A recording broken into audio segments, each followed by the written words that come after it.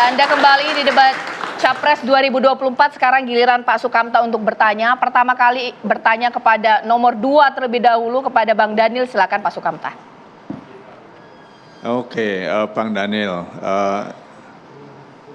soal makan siang tadi itu ya. Itu kalau untuk anak seluruh Indonesia, itu anggarannya kalau tiap hari makan siang tambah susu, itu berapa yang diperlukan dan bagaimana memenuhinya? Saya khawatir kalau anggarannya terlalu besar, ya nanti nggak bisa dapat alutsista gitu loh. Oke, silakan langsung Bang Daniel. Langsung. Ini menarik nih pertanyaan makan siang gratis karena memang program ini paling top. Bang Daniel, mohon maaf, tiba-tiba kita dapat informasi yang terbaru. Pak Ganjar ini sudah akan berangkat ya. Kita akan lihat terlebih dahulu. Sudah selesai ternyata. Bang Daniel boleh dilanjutkan. Boleh dilanjutkan, mohon maaf. Program ini memang paling top, memang paling dibutuhkan oleh rakyat Indonesia pada saat ini. Program ini menyasar sekitar 84 juta anak, Mas Sukamta, dan tentu tidak di cover secara sporadis sekaligus begitu. Jadi bertahap, tentu tahapnya nanti akan dilakukan. Misalnya yang paling dibutuhkan ada level pertama misalnya sekian juta, mungkin kemungkinan sekitar 30 sampai 40 juta pada tahap pertama, dengan asumsi adalah anak-anak sekolah yang paling membutuhkan. Nah, alokasi anggarannya tentu disesuaikan dengan jumlah tersebut. Jadi ya bisa sekitar 200 triliunan. Nah, jumlah tersebut kalau kita bandingkan, kalau kita dengan berupaya meninggikan pendapatan negara dengan memaksimalkan pendapatan pajak, itu akan sangat efektif. Apalagi multiplier efeknya itu luar biasa. Kenapa? Karena akan banyak petani yang dilibatkan di situ, akan banyak pedagang di pasar dilibatkan di situ, akan banyak rumah tangga UMKM dilibatkan di situ, akan banyak peternak itu yang akan dilibatkan di situ, akan banyak nelayan yang akan dilibat di situ. Jadi program ini memberikan multiplier efek yang sangat luas. Kemudian punya dampak jangka pendek secara ekonomi, tapi juga punya dampak jangka panjang secara kesehatan dan masa depan anak-anak kita. Oke, baik. Ditahan dulu, jangan dikomentari. Sekarang Pak Sukamta bertanya kepada Bang Andreas, silahkan ke nomor 3. Bang Andreas, saya jarang ya mendengar Pak Ganjar ini bicara soal hubungan internasional, peran Indonesia di PBB. Dan tadi Profesor Makarim mengatakan PBB sekarang ini relevansinya semakin berkurang karena perubahan situasi global, konstelasi sekarang. Kira-kira bagaimana Pak Ganjar ini membawa Indonesia dan PBB ke depan? Jadi gini, kita semua tahu bahwa Pak Ganjar selama ini atau sebelumnya beliau dua periode di DPR. Kebetulan kita sama-sama start di DPR dulu 2004, kemudian 2 periode di sebagai gubernur Jawa Tengah gitu. Dalam posisi sebagai gubernur Jawa Tengah, beliau banyak berkontak atau komunikasi dengan pihak luar negeri, terutama berkaitan dengan investasi-investasi dari luar negeri yang masuk di Jawa Tengah gitu. Itu saya tahu persis karena beberapa kali juga pihak luar negeri kebetulan menghubungi kami untuk kemudian bisa berkomunikasi dengan Pak Ganjar ketika beliau sebagai gubernur. Nah, memang tugas daripada masalah luar negeri itu adalah masalah pusat gitu. Selama beliau menjadi gubernur, sehingga beliau tidak pernah bicara soal politik luar negeri karena politik luar negeri adalah wilayah pemerintah pusat. Tapi bukan berarti bahwa Pak Ganjar tidak memahami masalah luar negeri, masalah politik luar negeri, masalah hubungan internasional, masalah pertahanan. Oleh karena itu di dalam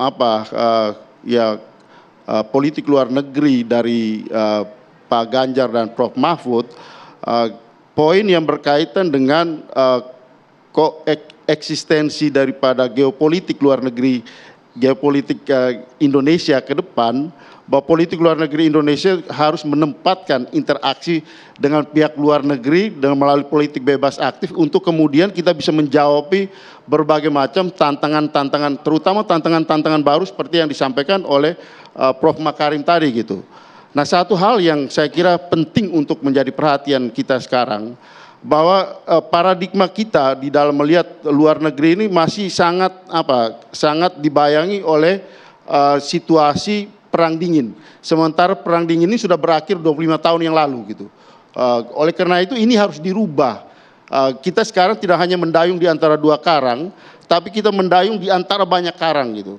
Nah, birokrasi Kementerian Luar Negeri kita juga harus kita perbaiki sehingga dia bisa mengakomodir berbagai macam persoalan-persoalan yang berkaitan dengan masalah-masalah luar negeri dan masalah kita di luar negeri yang ya bisa menjadi kepentingan nasional Indonesia. Saya kira ini menjadi poin yang akan dikembangkan dan dijalankan oleh pemerintahan Ganjar.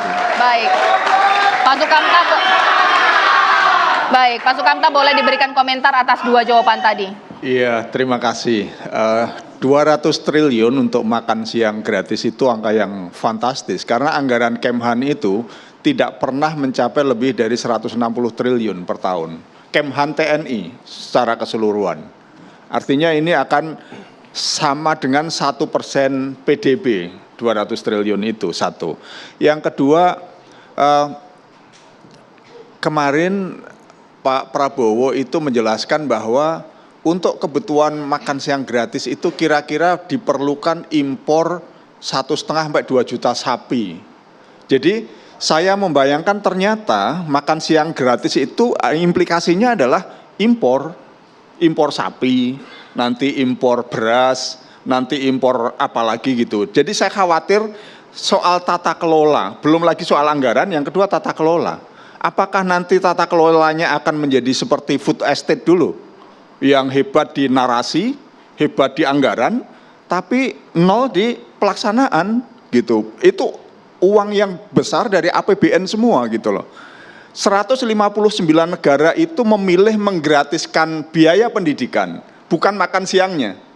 Nah, sementara Indonesia masih memungut biaya pendidikan dengan mau menggratiskan makan siangnya. Ini logikanya menurut saya agak kebalik gitu. Tetapi kalau logikanya lebih kepada proyeknya, baru masuk akal. Yang kedua soal Pak Ganjar, memang kita ingin melihat Indonesia ini punya, kalau kami ya, melihat pasangan Amin, Pak Anies ini selalu mengatakan Indonesia ini secara tradisional memang politiknya bebas aktif, tapi di dua periode pemerintahan ini seperti pragmatis dan main aman. Mendayung di antara banyak karang, tapi seolah-olah cari aman sendiri. Padahal Indonesia ini terlalu besar untuk sekedar main aman. Indonesia terlalu besar untuk tidak mengambil peran secara proaktif, terlibat di dalam proses perdamaian yang ada di dunia ini.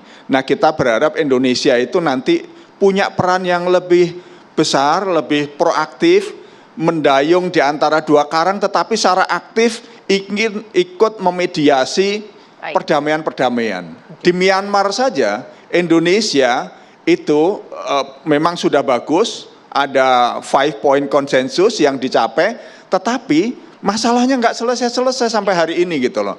Nah, kita ingin Indonesia ini mengambil peran yang lebih progresif untuk urusan perdamaian dunia. Oke, baik.